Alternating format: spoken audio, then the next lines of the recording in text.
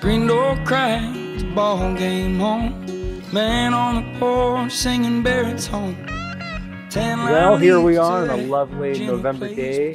We are harvesting cauliflower. It's a little muddy out here. You know, we've had worse. I am running our homemade leaf trimmer. We use this to trim the big leaves off of the cauliflower heads to try to expose them so that our 4-row harvester you see running over there on our another home-built piece of equipment. We're harvesting 4 rows of cauliflower at a time. The cauliflower gets cut by a couple discs, gets brought in by some belted chain, elevated up onto an auger table where you have augers that'll move it sideways towards the discharge, and loose leaves and small broken heads will fall down through. We'll get good heads to go up into our tote box. Let's see, I am using a John Deere 6115R.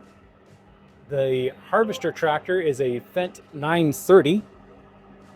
For tote boxes, we have 2 Byron Dump Chief tote boxes, and those are being towed by our John Deere 6430s.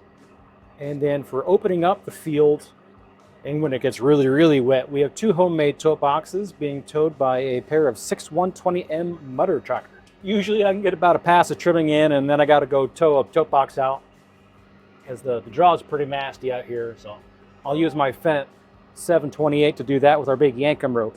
If anybody watching, if you get stuck in the mud, you need a Yankum rope. I know they're spendy, but it's worth it. So the harvester was built by a local machine shop called Wiesner Fabrication, but we provided them with most of the design and concept. So the cauliflower harvester mechanical, one of our other peers, 20 years ago, found an old Brussels sprout harvester in somebody's shed and said, well, that'll probably cut cauliflower. And so he went out and, well, what do you know, it did. So then years later, my dad and uncle kind of caught on to that. And we're like, well, let's just kind of build our own version of that. So that became our first cauliflower harvester, which was a 2-row towed behind unit. And 3-4 years ago, we decided, you know what? Let's scale this up to and put it on a tractor itself so it can be somewhat self-propelled, and put the harvester in front of the tractor. So the biggest problem is that as you drive through it, you'll kick up the mud and you kind of disturb the ground, and it gets a little uneven. And sometimes you kick mud up onto the cauliflower, and then you kind of have to throw that away. But by having the harvester out in front of the tractor now, a lot of that problem goes away. So it works better this way, as well as just being scaled up. This is a 90-acre field here. We can cut, anywhere from 13 to 15 acres a day. It kind of depends on conditions and other factors. And then we will have another 70 that we will have to cut after this. We'll probably have a break. Cauliflower maturity is variable.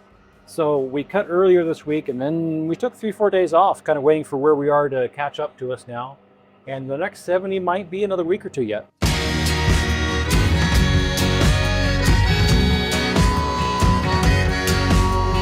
Dickman boys all say goodbye to the women that they swear are gonna be their wives. They'll be gone by the winter time, and they don't wanna bother with no friend of mine.